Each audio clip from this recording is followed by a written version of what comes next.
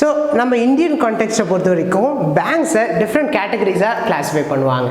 First category வந்து commercial banks, second category வந்து regional rural banks,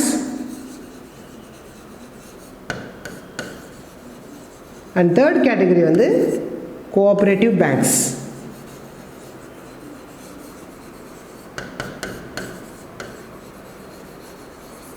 commercial banks அவங்களுடைய ஆப்ரேஷன்ஸை பெரிய கமர்ஷியலைஸ்டாக பெரிய லார்ஜ் ஸ்கேலில் பண்ணுறது வந்து நம்ம கமர்ஷியல் பேங்க்ஸ் அப்படின்னு சொல்லுவோம். இதில் public sector banks, private sector பேங்க்ஸ்னு இருக்குது. அதில் இந்தியன் பேங்க்ஸும் இருக்குது, ஃபாரின் பேஸ்டு பேங்க்ஸும் இருக்குது. இந்த பப்ளிக் செக்டார் பேங்க்ஸை பொறுத்த வரைக்கும் நம்ம இந்தியாவில் after many acquisitions, many mergers, இந்தியாவில் இப்போ 12 பப்ளிக் செக்டார் பேங்க்ஸ் இருக்குது. இந்தியாவிலே மிகப்பெரிய பப்ளிக் செக்டார் பேங்க் எதுனா it is State Bank of India, followed by the Punjab National bank.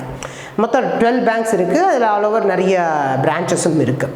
And then second வந்து ரீஜனல் ரூரல் பேங்க்ஸ்.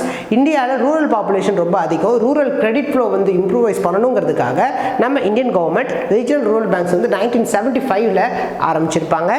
ஆனால் அடுத்து ஒரு 10 to 12 இயர்ஸ் கழிச்சு 1987ல் இதில் பெரிய அளவுக்கு நமக்கு லாபம் அண்ட் தென் குறிப்பிட்ட மோட்டிவ்ஸ் வந்து நம்ம அட்டைன் பண்ண முடியலங்கிறதுனால இனிமேல் ஃபர்தராக புது பேங்க்ஸ் எதுவும் ஸ்டார்ட் பண்ண வேணாம் அப்படின்னு சொல்லிட்டு அன்றைக்கி சில கமிட்டியெல்லாம் போட்டு அதுக்கு ரெக்கமெண்டேஷன்ஸும் கொடுத்துட்டாங்க.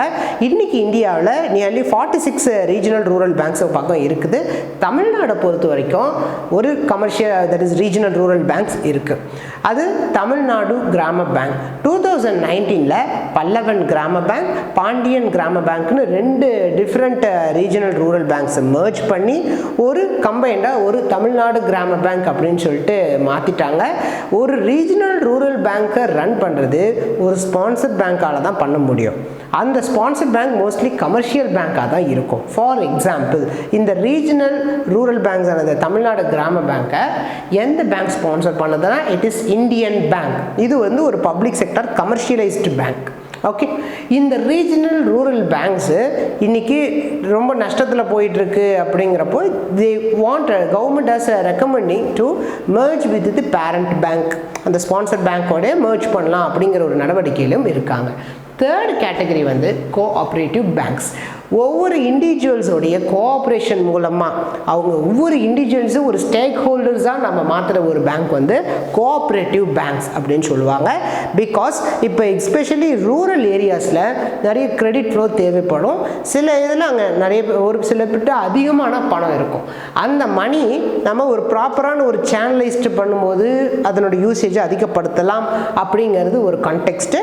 அதனால் இந்த கோஆப்ரேட்டிவ் பேங்க்ஸ் அப்படிங்கிற ஒரு இதை வந்து கொண்டு வராங்க. இந்த கோஆப்ரேட்டிவ் பேங்க்ஸ் மூலமாக கிரெடிட் ஃப்ளோவை அவங்களால ஈஸியாக இது பண்ணிக்க முடியும். இந்த கோஆப்ரேட்டிவ் பேங்க்ஸ்லேயும் 2 கேட்டகரிஸ் இருக்குது. ஒன்று ஷார்ட் டேர்ம் கோஆப்ரேட்டிவ் பேங்க்ஸ், இன்னொன்று long term cooperative banks. Short term அதுக்கப்புறமா லாங் டேர்ம் கோஆப்ரேட்டிவ் பேங்க்ஸ்னு 2 கேட்டகரியாக இது பண்ணுவாங்க. ரொம்ப குறுகிய காலத்தில் லோன் வாங்குறாங்க அப்படிங்கிறது எல்லாமே நம்ம ஷார்ட் டேர்ம்னு சொல்லுவோம். ஆனால் இது ரொம்ப பெரிய லெவலில் இருக்கிறத வந்து நம்ம லாங் டேர்ம். பெரிய லெவல் மீன்ஸ் இப்போ ஒரு கிணறு வெட்டுறாங்க, பெரிய லெவலில் பம்பு செட் வைக்கிறாங்க, அது நம்ம லேண்ட் டெவலப்மெண்ட் பேங்க்ஸ்னு சொல்லுவாங்க. அது வந்து நம்ம லாங் டேர்ம் கோஆப்ரேட்டிவ் பேங்க்ஸ் அப்படின்னு சொல்லிட்டு நம்ம கிளாஸிஃபை பண்ணுவோம்.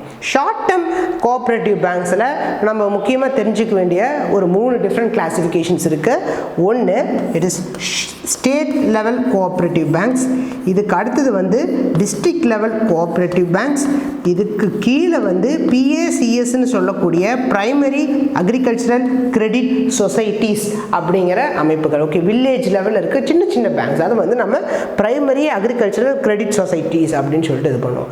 இதில் இண்டிவிஜுவல் டெபாசிட்டும் இருக்கும். அதே சமயத்தில் இந்த மேலே இருக்கக்கூடிய டிஸ்ட்ரிக்ட் கோஆப்ரேட்டிவ் பேங்க்ஸில் வந்து அதிகமான ஃபண்டு சேனலைஸ் பண்ணி அவங்களுக்கு வரும். அவங்களுக்கு ஸ்டேட் லெவலில் இருக்கக்கூடிய கோஆப்ரேட்டிவ் பேங்க்ஸில் வந்து வரும். இதுலேயும் we have some categories. Rural ஏரியாவில் தான் இந்த மாதிரி கிளாஸிஃபிகேஷன். அதுவே அர்பன் லெவலில் அர்பன்லேயும் ரொம்ப சிறு சிறு குறு தொழிலாளர்கள் நிறைய பேர் இருக்காங்க. ஸோ அவங்களுக்கு நம்ம அதிகமான ஃபண்டிங் இதெல்லாம் பண்ணுறதுக்காக what they have to is they use to have the urban cooperative banks, UCB அப்படின்னு சொல்லுவாங்க, அர்பன் கோஆப்ரேட்டிவ் பேங்க். இந்த அர்பன் கோஆப்ரேட்டிவ் பேங்க்ஸில் நிறைய மிஸ் ஃபண்டிங்ஸ் இதெல்லாம் நடக்கிறதுனால ரீசெண்டாக 2020ல் இதை that is reserve bank of இந்தியாவோட டைரக்ட் கண்ட்ரோலுக்கு கொண்டு வந்துட்டாங்க. இது 2020 கேட்கப்பட்ட ஒரு UPSC question. This urban cooperative பேங்க்குங்கிறது ரிசர்வ் பேங்க் ஆஃப் இந்தியாவோடைய டைரக்ட் கண்ட்ரோலில் இருக்குது. பட் ஆனால் இதே ரூரல் சைடில் இருக்கிறது எல்லாமே மோஸ்ட்லி ஸ்டேட் கவர்மெண்ட்டோடைய ஹேண்ட்ஸ் வந்து கொஞ்சம் அப்பராக இருக்கும். ஓவரால்லஸ் இந்த கோஆப்ரேட்டிவ் பேங்க்ஸ் எல்லாத்துக்குமே ஒரு தலைமை பேங்காக யார் ரெகுலேட் பண்ணுவாங்கன்னா முன்னே ஆர்பிஐ பண்ணிட்டு இருந்தாங்க. பட் லேட்டர் 1982 நபார்டுன்னு சொல்லக்கூடிய national bank for agriculture and rural development அந்த ஆர்கனைசேஷன் இதை வந்து டேக் ஓவர் பண்ணி இன்னைக்கு சக்ஸஸ்ஃபுல்லாக நடத்திட்டு இருக்காங்க. ஈவன் இந்த கோஆப்ரேட்டிவ்ஸை வச்சுட்டு பெரிய பெரிய கட்சிகள் கூட உருவானுச்சு. ஈவன் மகாராஷ்டிராவில் சரத்பவார்ன்ற ஒரு டால் லீடர் இருக்கார். அவர் இந்த கோஆப்ரேட்டிவ் செக்டர்ஸ் இதை பேஸ் பண்ணி வச்சு தான் அவர் பாலிடிக்ஸில் பெரிய அளவுக்கு வின் பண்ணாங்க. ஸோ கோஆப்ரேட்டிவ்ஸோடைய இம்பார்ட்டன்ஸை தெரிஞ்சு தான் அது ஒரு கான்ஸ்டியூஷன்லேயும் 97th அமெண்ட்மெண்ட் ஆக்ட்லேயும் அதை ஒரு இம்பார்ட்டண்ட்டான ஒரு இதாகவும் கொண்டு வந்திருக்காங்க. இன்னும் அதை வந்து ஃபர்தர் ஃபைனலைஸ் பண்ணுறதுக்காக இன்னைக்கு that is our present union government என்ன பண்ணியிருக்காங்கன்னா மினிஸ்ட்ரி ஆஃப் கோஆப்ரேஷன் அப்படின்னு சொல்லிட்டு ஒரு தனி இதையே பண்ணியிருக்காங்க.